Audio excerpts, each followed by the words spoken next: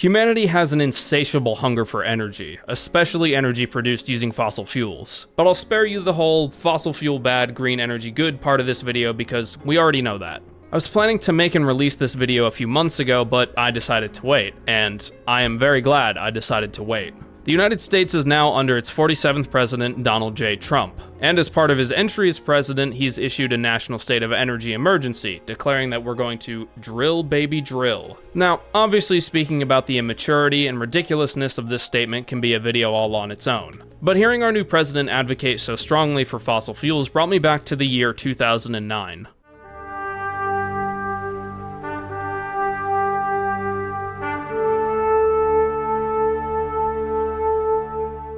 A computer-animated film called Battle for Terra came out on May 1st, and me as a young lad thought it looked really cool and went to go see it some weeks later.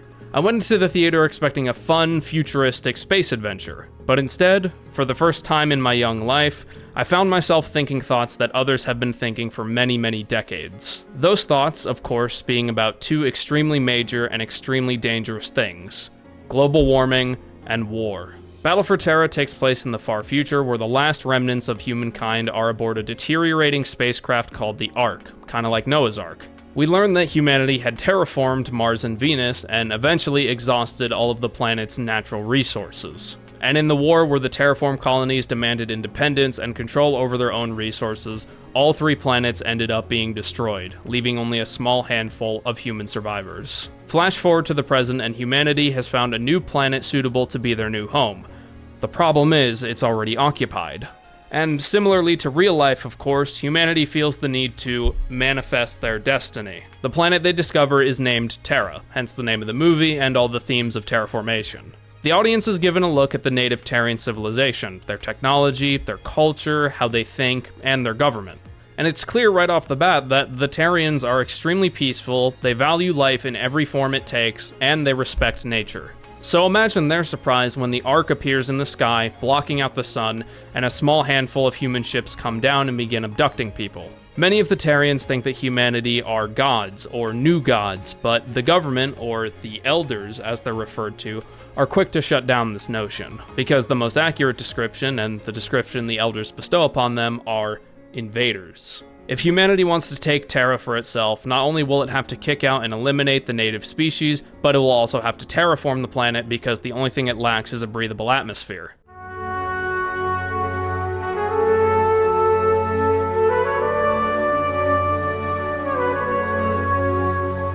Now that we have a general overview of the plot, let's take a look at some of our characters, what they represent, and how they reflect real people living today in the year 2025. Our main protagonists are Lieutenant James Stanton, or Jim for short, and Mala, who is a native but very curious Terrian.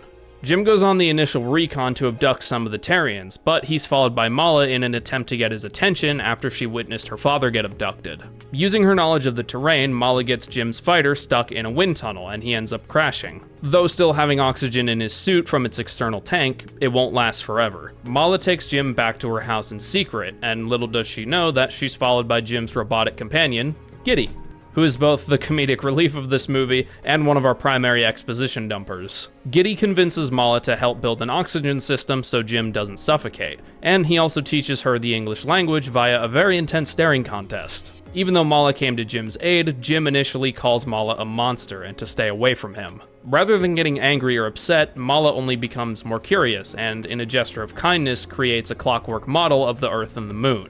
Not only does he see her incredible craftsmanship as a possible way to fix his ship, but Jim also becomes exposed to the natural empathy and kindness that the Terrian species has for the first time. Fast forwarding a little bit, and Mala has helped Jim make a replacement part for his ship in exchange for Jim helping her find her father. The two are forced to infiltrate a Terrian military bunker where Jim's ship is being studied.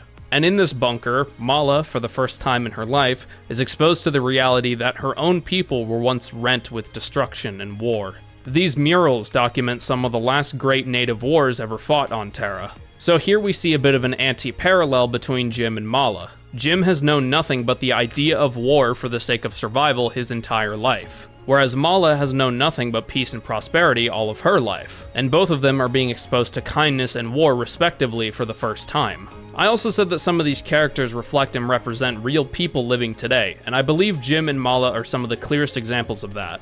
On one hand, Jim reflects people and soldiers who know all too well how unavoidable and seemingly inevitable war can be.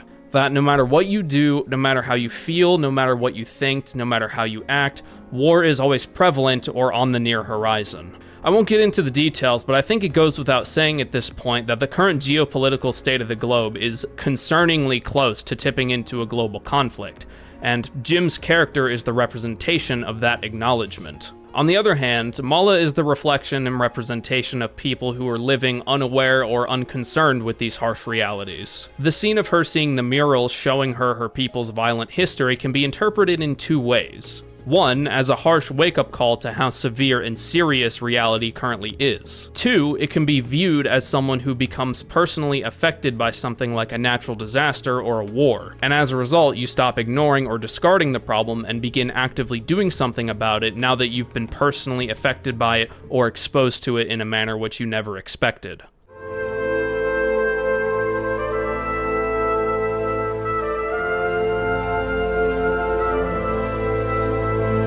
Back to the plot of the film, Jim manages to get his ship back and takes Mala to the Ark as he promised. Although when the two were attempting to steal the ship, they were met with resistance and retaliation, showing that the Terrians do have a spine and, more importantly, a military. On the Ark, we meet two more important characters that also reflect and represent groups and/or individuals in the real world. One of them is Jim's younger brother, Stuart. Stuart is young, a tad bit naive, and voiced by Chris Evans, no less. Right off the bat, it's clear that Stuart's heart is in the right place. He wants humanity to survive, and he's more than willing to play his part to make that happen.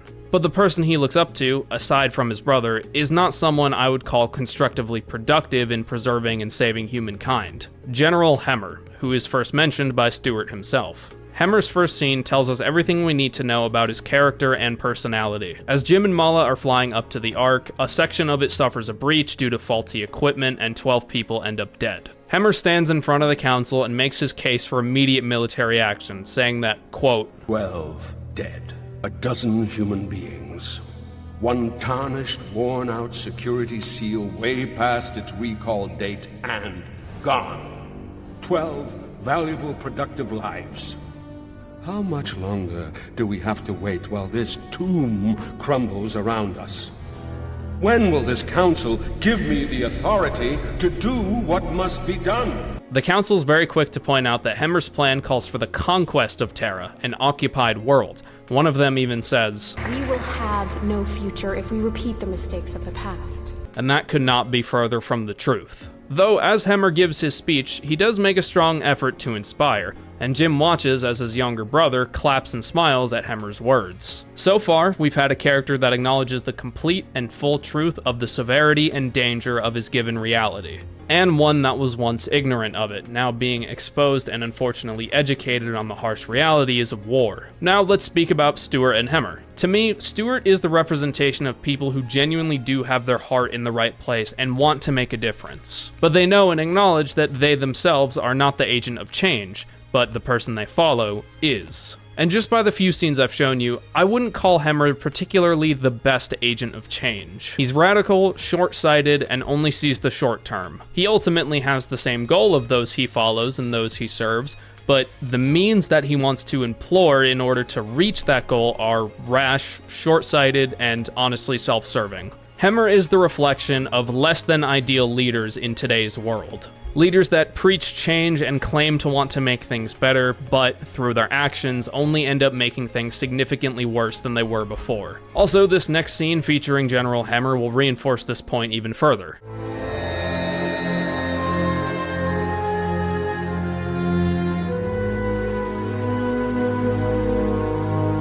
Hemmer commits mutiny, taking control of the military and seizing command from the council. Once again, Jim watches as his younger brother seems perfectly okay with what's happening. But this time, Jim doesn't stay quiet about it, and he confronts his brother about what's happened. And as Jim is trying to explain to his younger brother why Hemmer is in the wrong, Hemmer himself comes along and requests that Jim joins him on the conquest of Terra.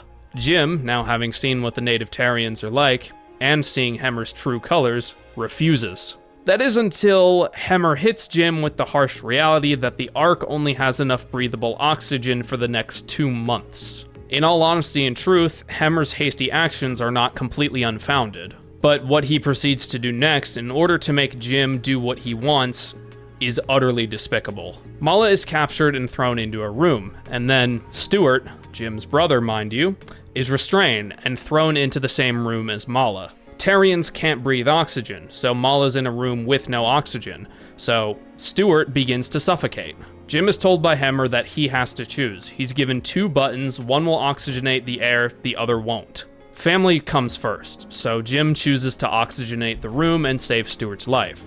But that doesn't mean he wants Mala to die. Jim orders Giddy to help Mala escape and protect her at all costs, and by some miracle, Hemmer doesn't notice Jim issuing this order. But regardless, Giddy follows his orders from Jim and helps Mala escape on a spacecraft, just by the skin of her teeth though. To me, this moment slightly but significantly changes what Jim's character represents and the type of people he reflects. If Stuart is the representation of loyalty to where he comes from, then Mala is no doubt the representation of the best path forward for everybody. And Hemmer forced Jim to choose between those 2 things. So Jim made his choice. At this point, Jim now represents and reflects individuals, groups, and organizations that don't just work toward a better future for the country they live in or work for, but instead for humanity as a whole. As dire and hopeless as things can seem for our species sometimes, there are people out there like Lieutenant James Stanton trying to make a better future for all of us.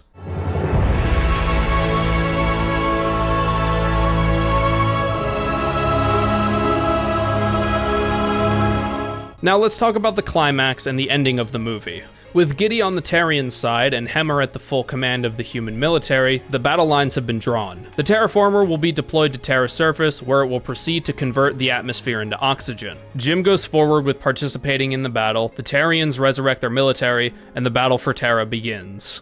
From a movie standpoint, this climax is nothing short of epic, and it really gets your heart pumping. The first time I saw it, even as a young lad, I genuinely did not know who I wanted to win. One half of me said that humanity should win. Obviously, I mean, I am human after all. But the other half of me wanted the Terrians to win because they didn't provoke humanity in any way and they committed no wrongs against humankind. They're literally just having their home ripped away from them, and that's not fair. There's this scene toward the start of the battle where Jim is getting overwhelmed by Terrian resistance, and unfortunately, this giant, beautiful, flying whale creature gets caught in the crossfire.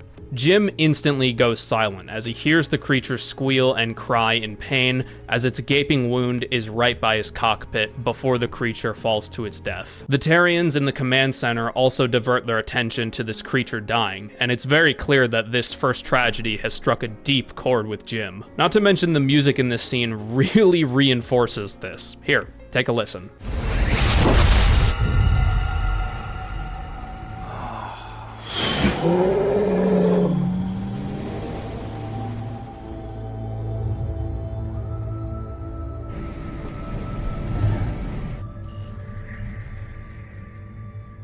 Shortly after, the terraformer is launched, and I'm only just now noticing this, but from a distance, the terraformer has a very similar structure to that of a virus. I don't think I need to explain the symbolism there. Sometime into the battle, and the terraformer begins sustaining concerning amounts of damage, and Hemmer deems it a fit time to call in the reinforcements. And I think it's safe to say that the reinforcements comprise of every single spacecraft that humanity has. At this point, the terraforming process is pretty well along, and it begins to reach some of the Terrian villages, as we see them suffocating and gasping for their lives. Just when things couldn't get worse, Mala sees her best friend get shot out of the sky. Going into a rage, she begins targeting the ship that shot down her friend. A character we once saw living peacefully and being peaceful, now losing herself to the horrors of war. Little does she know, it was Stuart who shot down her friend. So as Jim goes to back up his brother, he finds himself in the exact same situation he was in the Ark earlier, and once again, he's forced to choose. He pulls his fighter between Mala and Stuart. He looks out from his cockpit at Mala, and then looks over to his brother and salutes him. And if you've been paying attention, then you should already know what Jim is about to do. In fact, he's already made this choice before, earlier on the Ark. But this time, instead of it just being Mala and Stuart to choose between, Jim has to choose between all of humanity and all of Terrankind. Jim chooses them both. He knows that this war can only end with both species alive if he roots out the true evil. In this case, it's General Hemmer. Even with his fighter damaged, Jim goes full throttle at the terraformer. He shoots every missile he has, and when he's close enough, unleashes his heaviest artillery.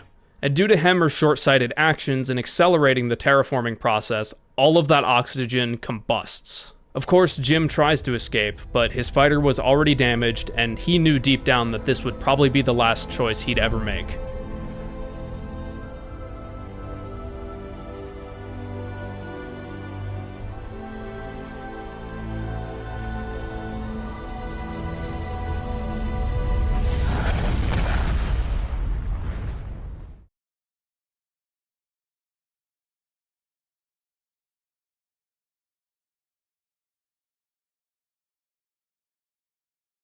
Thanks to Jim's sacrifice and Hemmer's demise, the Human Council and the Terrian Elders managed to reach a peace agreement. It sees humanity having their own enlarged version of the oxygen tent that Mala built toward the start of the movie. And we see Mala and Stuart on good terms even after everything that happened, showing that Stuart is capable of growing, learning, and thinking for himself.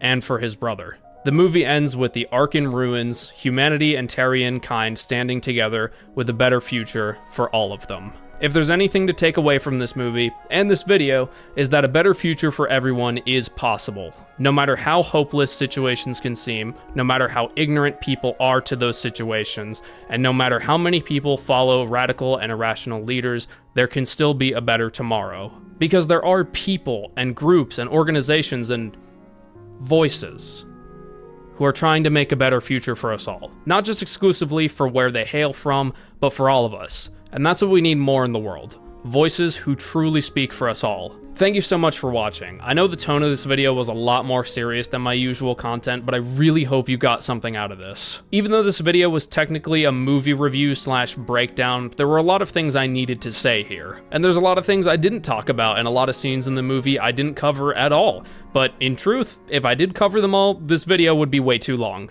But since we're at the end, I'll at least list off some noteworthy mentions. First of all, the score for this movie. My goodness, it enhances the emotion and energy of every single scene perfectly. Every single track made for this film fits the scene it was made for without flaw. Secondly, even though this movie came out in 2009, well, I think it released in the US in 2009, but everywhere else in 2007, something like that. Even though this movie came out in, we'll just say 2009. Even though it came out in 2009, the animation is still pretty damn good in my opinion, as is the artistic direction for both the Terrians and humankind. You could just take a look at some of the places that they live and the conditions that they deal with, and it speaks. You don't, you know, nothing needs to be said. The environment speaks for itself, and the art tells you the story. And that especially applies to the Terrian homelands and culture. My goodness. I'd say the best word to describe their species and their culture and just everything about them is simply beauty.